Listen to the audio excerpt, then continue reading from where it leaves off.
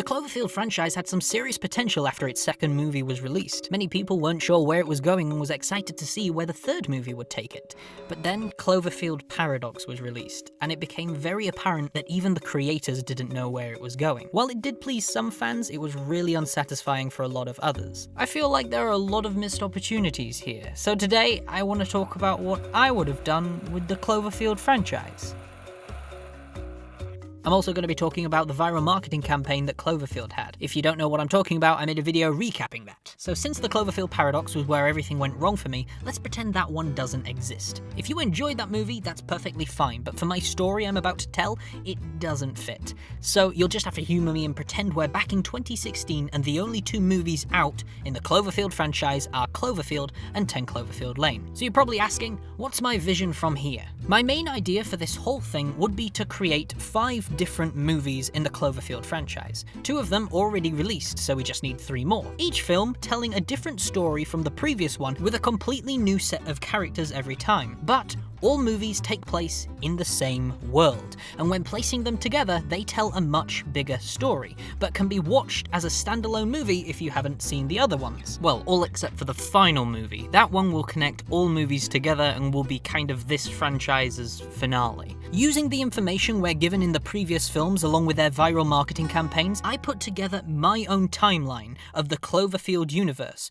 which would inevitably tie both of the previous movies together and open the door to create the future movies based on this timeline. Here is my overall backstory for the Cloverfield franchise. We begin 50,000 years ago. There's no specific reason why it's 50,000 exactly, but we know that the monsters in Cloverfield have been around for thousands of years, so best to just start the timeline here. Let's start with the aliens from 10 Cloverfield Lane. The 10 Cloverfield Lane aliens have been around for millions of years. They've got themselves into a bit of a war with another alien species that we haven't seen yet. We'll call them Alien B, because I'm horrible at names. During this war, the 10 Cloverfield aliens create the Cloverfield monsters as a weapon to win this war. The 10 Cloverfield Lane aliens travel from planet to planet, setting up camp and examining each one to make sure it's a good breeding ground for their clover eggs. It also takes a few thousand years for them to hatch as well, but again, these aliens live for like millions of years, so a couple of thousand years is like a couple of months for them. Once each planet has been approved, they lay thousands of eggs and then set up a satellite which will orbit the planet and keep an eye on the eggs. One of these planets in particular, though, was Earth. They realized there was life on Earth, but didn't think much of it since at the time they were a bunch of idiots. So they just buried the eggs under the ocean so the humans couldn't get to them. They also left some of their technology underground to possibly come back to later. You know, stuff like maps of where the Cloverfield eggs could be located. As thousands of years pass, the humans become smarter and smarter until, big shock, they started to discover things. In 1945, nearing the end of World War II, a man called Kantaro Tagurato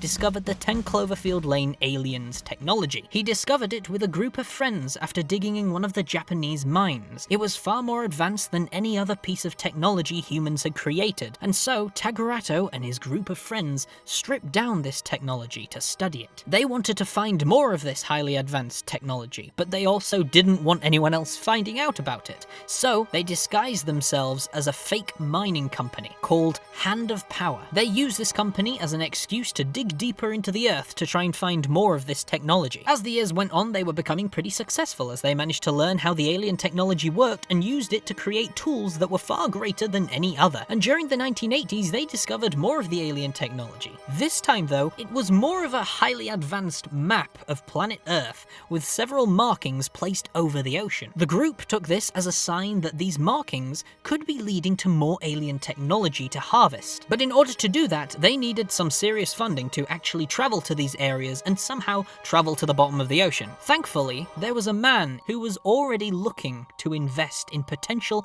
upcoming companies like Hand of Power. His name was Ganu Yoshida. Tagurato and his group of friends showed Ganu Yoshida the technology they discovered, and told him there could be more of this technology to learn from according to the map they discovered. Ganu Yoshida saw the potential the group was offering, but didn't trust these people as business partners, and was rather greedy as well, so he created a scheme himself.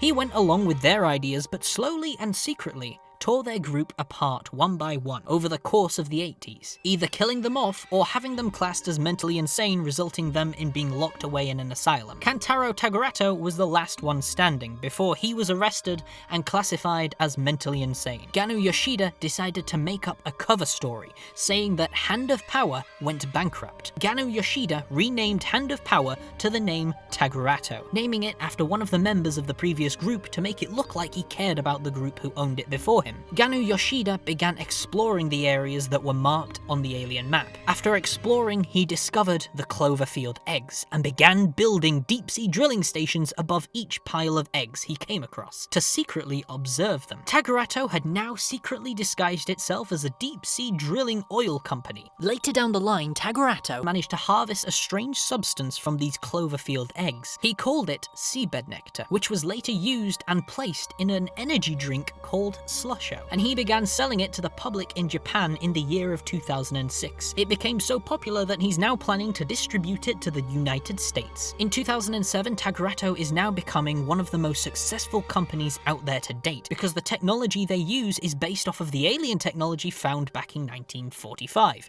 meaning they are far more advanced than any other company. Ganu Yoshida created 4 different subsidiary companies during these 20 years of deep-sea drilling too. They were created to help explore the planet to see if he could find any more traces of this alien technology. The first one was Slusho, the second was Bold Futura, the other Yoshida's Medical Research, and the fourth one Parafun Wax. During the rise of Tagarato though, it gained some enemies. An eco-terrorist group known as Tidal Wave was formed and began infiltrating Tagarato's workplaces because they believed the company was destroying the environment. Little did they know it was far worse. During December 2007, Tidal Wave snuck onto one of the Tagarato drilling stations in the Atlantic Ocean to find out what Tagarato was hiding. Upon doing so, they found out about the eggs underneath the ocean and accidentally caused one of them to hatch early, which caused the oil station to collapse and fall into the ocean. Shortly after this, the alien satellite picked up on one of the eggs hatching and notified the 10 Cloverfield Lane aliens that one of their eggs had hatched on the planet Earth,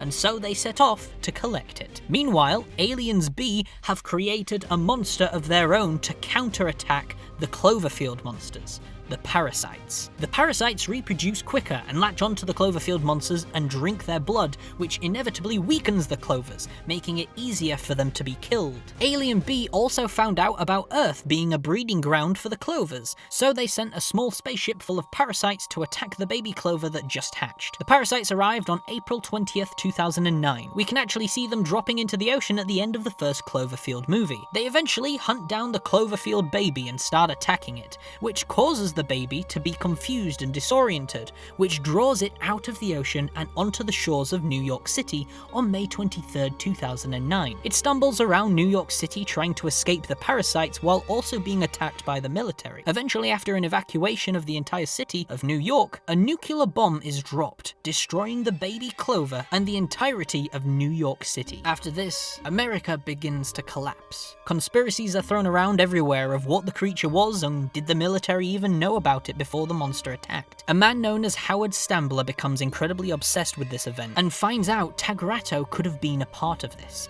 He joins the eco-terrorist group Tidal Wave and begins to spy on Tagarato by applying to work at one of their subsidiary companies in September of 2009. He joins their subsidiary company Bold Futura, which is a company that specializes in supplying parts for rockets and satellites. He eventually gets the job due to his work in the Navy, and from then on, he begins taking information he finds at Tagarato and sends it straight back to Tidal Wave. In March of 2016, the 10 Cloverfield aliens finally arrive at Earth and discover the baby Clover is dead, and the humans try to attack them because they think they're bad guys. This eventually turns into an alien invasion in an attempt to wipe out the human race to keep the rest of the Cloverfield eggs safe. That is until Aliens B arrive and try to ambush the 10 Cloverfield Lane alien and wipe out the rest of the Cloverfield eggs. Eventually, Earth Earth becomes a war between these two species and the humans, everything collapses. By 2018, most humans have been wiped out while the rest go into hiding. All 10 Cloverfield Lane aliens have been killed after the ambush from the Aliens B. Aliens B leave Earth because they've done their job and have wiped out most of humanity too because humanity tried to fight them, but they have no need to hunt the rest of them because humans and Earth are essentially useless to them. Humans today now live in a post-apocalyptic world with uncertainty if they'll be able to rebuild their society that they once had. The end. But how would I put that into movie form? Well, I'd tell the story in 5 movies, and each one having their own viral marketing campaign. We already have the first 2 movies. Cloverfield shows us the events where the baby attacks New York City in May of 2009, and we're also introduced to the parasites. Also, the viral marketing of Cloverfield introduces us to the company of Tagarato and their subsidiary companies. The first viral marketing of Cloverfield is heavily focused on the energy drink Slusho, mainly because Slusho is made from the monster's blood, seabed nectar. 10 Cloverfield Lane takes place in March of 2016 when the aliens invade and try to wipe out humanity. In 10 Cloverfield Lane's viral marketing, it's about Tagarato's other subsidiary company, Bold Futura, which is the company Howard Stambler works for, or used to work for. The first movie introduces us to the creations, the Cloverfield monster and the parasites, while the second movie introduces us to the creator of the Cloverfield monster. So if those 2 movies introduced us to those characters, this means the third movie should introduce us to the other alien species that 10 Cloverfield Lane has been at war with, Aliens B, who are the ones that created the parasites. According to my timeline, the main event where we would most likely see them on planet Earth is during the post-apocalyptic world. So in the third movie, I'd have it set in a post-apocalyptic world. The year will be 2018, a whole 2 years after 10 Cloverfield Lane took place. The world is in ruins now, and most humans are gone. All aliens have left the planet or were killed during the war. Or so they thought. In this movie, we're focused around a small group of people trying to survive in the apocalypse. Until one day, after a scavenger hunt, they're cornered by one of the alien bee creatures. Clearly had been left behind and is now just feeding off of whatever it can find on Earth. Who knows, I think it'd be just an interesting story to mess around with. In the previous movies, we always had a character that worked for Tagarato. In the first movie, Rob worked for Slusho. In the second, Howard worked for Bold Futura. So in this movie, I'd have one of the characters say that they used to work for Yoshida's medical research. Before the world ended, of course. And then in the viral marketing campaign, I would have focused around Yoshida's medical research. Maybe we find out that the subsidiary company has been secretly studying something found under the ocean, making it much more clearer that these movies are connected, but we don't know how yet. The fourth movie I would have set in World War II in 1945, slightly inspired by Overlord, which is not a Cloverfield movie anymore. Basically, this film would be showing the discovery of the alien technology underground, and showing the origins of Tagarato. In the viral marketing campaign, I would have set up a small World War II based wax museum hosted by Parafun Wax, the 4th subsidiary company for Tagarato, and then obviously have more clues building up to the fact that Ganu Yoshida stole Hand of Power from the man known as Kantaro Tagarato and his friends. The 5th and final movie would be set in December of 2015, a couple of months before the aliens attack in March of 2016. In this movie, I'd have it connecting all movies together. So our main protagonist will be researching the New York City attack from 2008. He's a bit of a conspiracy theorist after the attacks in New York City had occurred, and just recently found footage of his friends running around New York City before they died had been released to the public. He's now working for Tidal Wave, and we acknowledge in the movie he's working for Tidal Wave. There's no hiding it like 10 Cloverfield Lane. He's actually working with a group of people from Tidal Wave, including Howard Stambler. At this point, Howard is still working for Tagarato, so in this movie we'll get to see how he got fired from Tagarato in the build-up to the alien invasion. Upon investigating the strange goings-on at Tagarato, our protagonist finds the man called Kantaro Tagarato still alive and in a mental asylum, and tells him the story of what happened in 1945 when they discovered the alien technology. In this movie, we finally get an actor to play Ganu Yoshida. Throughout the film, we see the events of December 2015 to March 2016, which is, like I said, the build-up to the alien invasion, meaning we will get to see the invasion of the 10 Cloverfield Lane aliens, including being ambushed by Alien B. Maybe even a couple of Cloverfield monsters hatch from under the sea and arrive on shore, because you know, why not? This is basically Cloverfield Avengers. In this movie, it's almost a finale, so we'll see many things from previous movies appearing in this movie. But obviously we have them make sense for why they would appear, mostly at least. The protagonist of this final film pretty much is playing us, the audience, trying to piece together this giant, overly complicated puzzle. And that is how I would have set up the Cloverfield universe. And then if people like those first 5 movies, I'd have continued making Cloverfield movies, exploring that particular timeline, telling different stories and events that occurred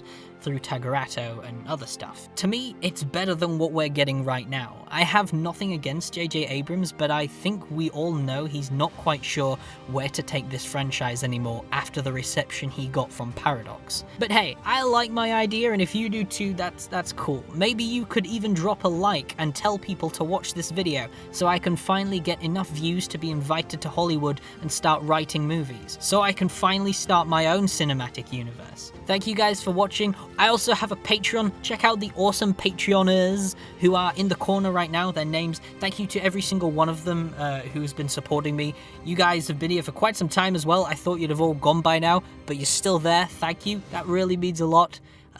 Yeah, thank you guys. I'll see you all in the next video. Stay safe and don't pull a Picard.